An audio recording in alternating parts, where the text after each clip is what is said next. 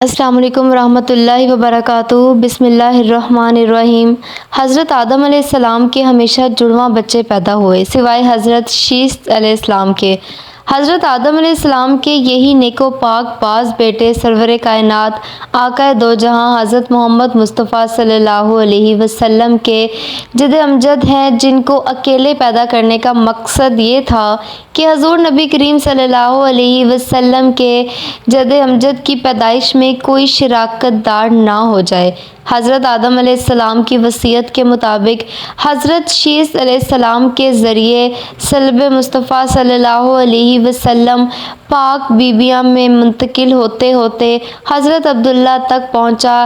امام بہقی حضرت عبداللہ بن عباس رضی اللہ تعالیٰ عنہ سے روایت کرتے ہیں کہ نبی کریم صلی اللہ علیہ وسلم نے فرمایا، میں زمانہ جاہلیت کی کسی برائی سے متولد نہیں ہوا حتیٰ کہ میں ہمیشہ اسلامی نکاح سے ہی پیدا ہوا۔ اور حضرت سیدنا علی المرتضیٰ رضی اللہ تعالیٰ عنہ سے مروی ہے کہ حضور صلی اللہ علیہ وسلم نے فرمایا، میں نکاح سے پیدا ہوں، صفہ جاہلیت سے نہیں، یہاں تک کہ حضرت آدم علیہ السلام سے لے کر اب تک میرے ماں باپ کبھی جاہلیت کے زنا و سفاہت کے قریب تک نہیں گئے۔ ایک اور حدیث میں فرمایا کہ حق تعالیٰ نے مجھے ہمیشہ اسلاب طیبہ سے ارحام طاہرہ و مصفاہ و محسبہ میں منتقل فرمایا۔ ان میں جب بھی دو قبیلے بنتے تو مجھے بہترین قبیلہ میں رکھا جاتا۔ حضور نبی کریم صلی اللہ علیہ وسلم اکثر فرمایا کرتے تھے کہ میں ہمیشہ اسلاب انبیاء میں منتقل ہوتا رہا یہاں تک کہ اپنی والدہ سے پیدا ہوا۔ حضور نبی کریم صلی اللہ علیہ وسلم کے آباء و اجداد کی بات کی جائے تو علامہ سیوطی نے 9 کتابیں اسی موضوع پر لکھی ہیں کہ رسول خدا صلی اللہ علیہ وسلم کے آباء و اجداد روانہ سب کے سب بائیمان اور دین حنیف دین ابراہیمی پر تھے۔ ان سب میں انہوں نے ثابت کیا ہے کہ آپ صلی اللہ علیہ وسلم کے آباء و اجداد مشرک نہیں تھے، کفر اختیار نہیں کیا، بلکہ برابر دین ابراہیمی کے پیروکار رہے۔ حضور نبی کریم صلی اللہ علیہ وسلم کی حدیث مبارکہ ہے کہ اللہ پاک نے حضرت اسماعیل علیہ السلام کی اولاد میں سے کنانہ کو برگزیدہ بنایا اور کنانہ سے قریش کو اور قریش سے بنی ہاشم اور بنی ہاشم میں مجھ کو برگزیدہ فرمایا۔ روایت ہے کہ نبی کریم صلی اللہ علیہ وسلم کے والد حضرت عبداللہ بے حد حسین و جمیل تھے۔ ان کے حسن کا چرچا پورے عرب میں مشہور تھا۔ چرچا ہوتا بھی کیوں نہ، آخر والضحیٰ کے چہرے والے مصطفیٰ صلی اللہ علیہ وسلم کے باپ جب بننے والے تھے، قریش کی عورتیں حضرت عبداللہ کے حسن و جمال کی طالب بن کر سر راہ نکلا کرتیں تاکہ ان کو اپنی جانب متوجہ کر سکیں۔ اہل کتاب بعض نشانیوں اور علامات سے یہ جان چکے تھے کہ نبی آخر الزماں حضرت محمد مصطفیٰ صلی اللہ علیہ وسلم کا وجود گرامی حضرت عبداللہ کے صلب میں ودیعت ہے، اسی لیے وہ حضرت عبداللہ کی جان کے دشمن ہو گئے۔ اصل میں وہ چاہتے تھے کہ جیسے انہی کے خاندان میں نبی ہوتے آئے، اب بھی ایسا ہی وہ اور آخری نبی بھی انہی کی نسل سے ہو۔ اس لیے انہوں نے حضرت عبداللہ کو شہید کرنے کا منصوبہ بنایا۔ ایک دن حضرت عبداللہ شکار کے لیے تشریف لے گئے تو اہل کتاب کی ایک بہت بڑی جماعت شام کی جانب سے تلوار سونت کر حضرت عبداللہ کے قتل کے ارادے سے نمودار ہوئی۔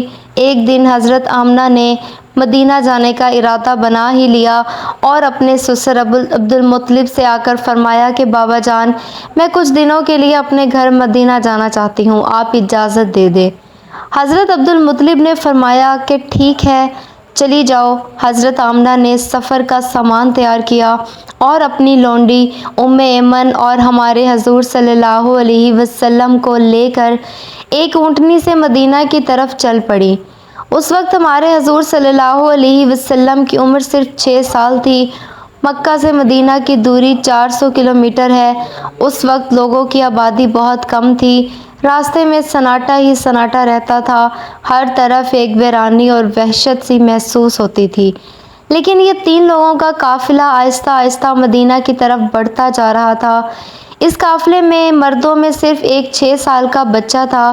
راستے پر حضرت آمنہ کی آنکھوں میں کبھی آنسو بھر آتے ہیں اور کبھی دل میں بھر آتی ہے۔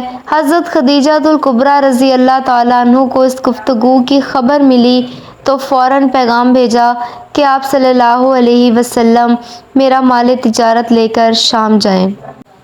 جو معاوضہ اوروں کو دیتی ہوں، آپ صلی اللہ علیہ وسلم کو اس کا معاوضہ دوں گی۔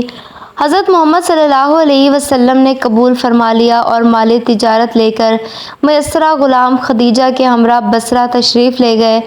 اس سال کا نفع سال ہائے گزشتہ کے نفع سے مضاعف تھا۔ حضرت خدیجہ الکبریٰ رضی اللہ تعالیٰ عنہا کی دولت و ثروت اور شریفانہ اخلاق نے تمام قریش کو اپنا گرویدہ بنا لیا تھا اور ہر شخص ان سے نکاح کا خواہش مند تھا، لیکن کارکنان قضاء و قدر کی نگاہ انتخاب کسی اور پر پڑ چکی تھی۔ حضرت محمد صلی اللہ علیہ وسلم مال تجارت لے کر شام سے واپس آئے تو حضرت خدیجہ الکبریٰ رضی اللہ تعالیٰ عنہا نے شادی کا پیغام بھیجا۔ نفیسہ بنت مینا یعلا بن امیہ کی ہمشیرہ اس خدمت پر مقرر ہوئی۔ آپ صلی اللہ علیہ وسلم نے منظور فرمایا اور شادی کی تاریخ مقرر ہو گئی۔ حضرت خدیجہ الکبریٰ رضی اللہ تعالیٰ عنہ کے والد اگرچہ وفات پا چکے تھے، تاہم ان کے چچا عمرو بن اسد زندہ تھے۔ عرب میں عورتوں کو یہ آزادی حاصل تھی کہ شادی بیاہ کے متعلق خود گفتگو کر سکتی تھی۔ اسی بنا پر حضرت خدیجہ الکبریٰ رضی اللہ تعالیٰ عنہا نے چچا کے ہوتے ہوئے خود براہ راست تمام مراتب طے کیے۔ تاریخ معین پر حضرت ابو طالب اور تمام رؤسائے خاندان، جن میں آپ کے بہنوئی اور نبی اکرم صلی اللہ علیہ وسلم کے چچا حضرت حمزہ بن عبد المطلب بھی تھے۔ ایک شخص آپ صلی اللہ علیہ وسلم کے پاس آتا ہے اور کہتا ہے، یا رسول اللہ، میری ایک بیٹی ہے جس سے میں بہت پیار کرتا ہوں۔ اس کے کئی رشتے آئے ہیں، مجھے سمجھ نہیں آ رہا کہاں رشتہ کروں، آپ مجھے کوئی مشورہ دیجیے۔ تو آپ صلی اللہ علیہ وسلم نے فرمایا، اس کی شادی ایسے شخص سے کرو جو اللہ سے ڈرتا ہو، کیونکہ اگر ایسا شخص تمہاری بیٹی سے محبت کرے گا تو اسے عزت دے گا، اور اگر نفرت بھی کرے گا تو ظلم نہیں کرے گا۔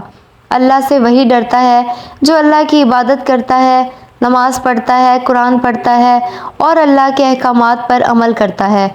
یاد رکھیے، شریعت نے نکاح کے معاملے میں مرد و عورت کو پسند اور ناپسند کا پورا اختیار دیا ہے اور والدین کو سختی کرنے سے منع فرمایا گیا ہے، لیکن اس کے ساتھ ساتھ لڑکی اور لڑکے کو یہ بھی بتایا گیا ہے کہ وہ اپنے والدین کو اعتماد میں لے کر ہی کوئی قدم اٹھائیں۔ بہتری یہی ہے کہ والدین کو راضی کر لیں تاکہ آنے والی زندگی میں وہ آپ کا ساتھ دے سکیں۔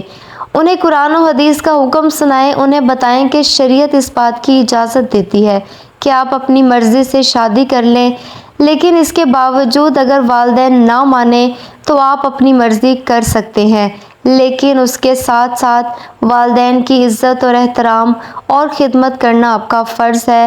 پسند کی شادی کرنے کے حوالے سے یہ بات اس لیے کی گئی ہے کیونکہ کچھ لوگ اس بارے میں اسلام کی روشنی میں آگاہی چاہتے ہیں، تو اس حوالے سے یہی بات شریعت کی روشنی میں کافی ہے، لیکن اس کے ساتھ ساتھ اپنے والدین کا دل نہیں دکھانا، ان کو راضی کرنے کی کوشش کرنی چاہیے اور قرآن و حدیث کا حکم ان کو بھی سنانا ہے۔ حضرت جابر بن عبداللہ رضی اللہ تعالیٰ عنہ سے روایت کرتے ہیں، میں نے نبی کریم صلی اللہ علیہ وسلم سے عرض کیا، یا رسول اللہ صلی اللہ علیہ وسلم، اللہ تبارک و تعالیٰ نے سب سے پہلے کون سی چیز پیدا فرمائی؟ حضور نبی کریم صلی اللہ علیہ وسلم نے فرمایا، اے جابر، بے شک اللہ پاک نے تمام مخلوق کو پیدا کرنے سے پہلے میرا نور اپنے نور کے فیض سے پیدا فرمایا، پھر میرے نور مشیت الہی کے مطابق جہاں چاہتا سیر کرتا رہا۔ اس وقت نہ لوح تھا، نہ قلم، نہ جنت، نہ دوزخ، نہ آسمان و زمین، نہ سورج چاند ستارے، نہ کوئی فرشتہ، نہ کوئی جن و انسان۔ پھر جب اللہ پاک نے ارادہ فرمایا کہ مخلوقات کو پیدا کرے تو اس نور کو 4 حصوں میں تقسیم کر دیا۔ نور کے پہلے حصے سے قلم کو پیدا کیا، دوسرے سے لوح اور تیسرے سے عرش کو، جبکہ چوتھے حصے کو پھر مزید 4 حصوں میں تقسیم کیا۔ پہلے حصے عرش اٹھانے والے فرشتے، دوسرے سے کرسی، تیسرے سے باقی تمام فرشتے، اور پھر چوتھے حصے کو مزید 4 حصوں میں تقسیم کیا۔ پہلے سے آسمان، دوسرے سے زمین، تیسرے سے جنت اور چوتھے سے دوزخ کو تخلیق فرمایا۔ لہٰذا حضرت محمد صلی اللہ علیہ وسلم کو یتیم رکھ کر اللہ نے آپ کے اندر اس طرح کے بے شمار خصوصیات اور کمالات پیدا کر دیں۔ بہرحال اب حضرت ابو طالب کی سرپرستی میں حضور پاک صلی اللہ علیہ وسلم کی زندگی کا نیا دور شروع ہوا۔ 8 سال کی عمر میں جبکہ بچے دنیا کی اونچ نیچ سے بے خبر کھیل کود میں مگن ہوتے ہیں، حضور نبی کریم صلی اللہ علیہ وسلم دن بھر بکریوں کی رکھوالی کرتے، جنگل میں انہیں چرانے لے جاتے، دوپہر کے کھانے میں بیر کھا کر پیٹ بھرتے اور گھر کے چھوٹے بڑے کام کاج کر کے اپنے چچا حضرت ابو طالب کا ہاتھ بٹاتے۔ اگرچہ حضرت ابو طالب نے کبھی بھتیجے اور اپنے بچوں کے درمیان فرق نہ کیا تھا۔ ایک شخص اللہ کے رسول صلی اللہ علیہ وسلم کی خدمت میں حاضر ہوا، عرض کی کہ آپ نے بنو نذیر کے سردار کی بیٹی دہیہ کو دے دی ہے، حالانکہ وہ آپ کے سوا کسی کے لائق نہیں۔ چنانچہ دہیہ کلبی کو ایک اور لونڈی دے دی گئی۔ آپ صلی اللہ علیہ وسلم نے سیدہ کو آزاد کر دیا اور ان کی آزادی کو حق مہر قرار دے کر ان سے نکاح کر لیا۔ اللہ کے رسول صلی اللہ علیہ وسلم نے سیدہ صفیہ رضی اللہ تعالیٰ عنہ کی آنکھ پر نیل پڑا دیکھا تو دریافت فرمایا، صفیہ، یہ نیل کا نشان کیسا ہے؟ وہ کہنے لگی، یا رسول اللہ صلی اللہ علیہ وسلم، میں اپنے سابقہ شوہر ابن الحقیق کی گود میں سر رکھے سوئی ہوئی تھی کہ میں نے ایک خواب دیکھا کہ میری گود میں چاند اترا ہے۔ میں نے اپنے شوہر کو خواب سنایا تو اس نے میرے چہرے پر زور سے تھپڑ مارتے ہوئے کہا، تو یثرب کے حکمران سے شادی کرنا چاہتی ہے، یہ اسی تھپڑ کا نشان ہے۔ آپ صلی اللہ علیہ وسلم نے یہودی سردار کی بد اخلاقی ملاحظہ کر لی کہ خواب کی وجہ سے تھپڑ مار دیا، مگر اللہ تعالیٰ نے سیدہ صفیہ رضی اللہ تعالیٰ عنہ کا خواب سچا کر دیا اور ان کا نکاح اللہ کے رسول صلی اللہ علیہ وسلم سے ہو گیا۔ انہیں جنم سے چھٹکارا مل گیا اور مومنوں کی ماں بننے کا اعزاز حاصل ہوا، نیز جنت میں بھی خاتم الانبیاء اور مرسلین کے زوجہ محترمہ ہونے کا شرف مل گیا۔ حضور اکرم صلی اللہ علیہ وسلم کی والدہ ماجدہ کے والد حضرت وہب بن مناف بھی جنگل میں موجود تھے۔ انہوں نے دیکھا کہ چند سوار جن کی شکل و صورت اس دنیا کے لوگوں سے مشابہ نہ تھی، غیب سے ظاہر ہوئے اور وہ اس حملہ آور گروہ کو حضرت عبداللہ کے آگے سے دور کرنے لگے۔ وہب بن مناف نے گھر آ کر اپنے گھر والوں سے کہا کہ میں چاہتا ہوں کہ اپنی بیٹی آمنہ کا نکاح حضرت عبداللہ بن عبد المطلب سے کر دوں، اور پھر یہ بات اپنے دوستوں کے ذریعے حضرت عبد المطلب کی خدمت میں پہنچائی۔ حضرت عبد المطلب بھی یہی چاہتے تھے کہ عبداللہ کی شادی ہو جائے۔ اس سلسلے میں وہ کسی ایسی عورت کی جستجو میں تھے جو شرف، حسب و نسب اور عفت میں ممتاز ہو۔ آمنہ بنت وہب میں یہ صفات موجود تھیں۔ عبد المطلب نے اس رشتے کو پسند کیا اور حضرت عبداللہ کا ان کے ساتھ رشتہ طے پا گیا۔ اس رشتے کے بعد اور نکاح سے پہلے حضرت عبداللہ کو بہت سے عجیب واقعات کا سامنا کرنا پڑا، جس میں بہت سی غیر عورتوں نے آپ سے ناجائز تعلقات، جبکہ کچھ نے تو نکاح کرنے کی بھی سر توڑ ناکام کوششیں کیں۔ ایک دفعہ خانہ کعبہ کے پاس کھڑی ایک عورت کے پاس سے حضرت عبداللہ گزرے تو وہ ان کا حسن دیکھ کر آپ پر فدا ہو گئی۔ بنی اسد کی عورت آپ کو ڈھونڈتے ڈھونڈتے آپ کے گھر پہنچ گئی اور آپ سے کہنے لگی، میں آپ کو 100 اونٹ تحفے میں دوں گی اگر آپ مجھ سے نکاح کر لیں۔ حضرت عبداللہ نے اس کو صاف انکار کر دیا۔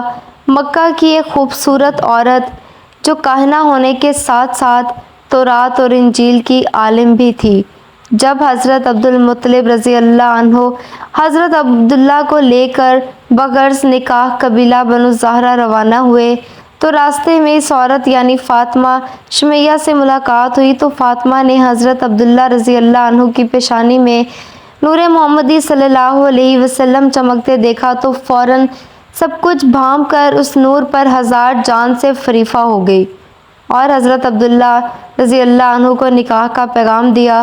حضرت عبداللہ رضی اللہ تعالیٰ عنہ نے جواب دیا، ابھی تو ہم جا رہے ہیں، واپسی پر تجھ سے بات ہوگی۔ کائنہ کہنے لگی، عبداللہ تمہیں دین ابراہیم کا واسطہ کہ جس پر قائم ہو، میرے سوا کسی سے پہلی صحبت مت کرنا۔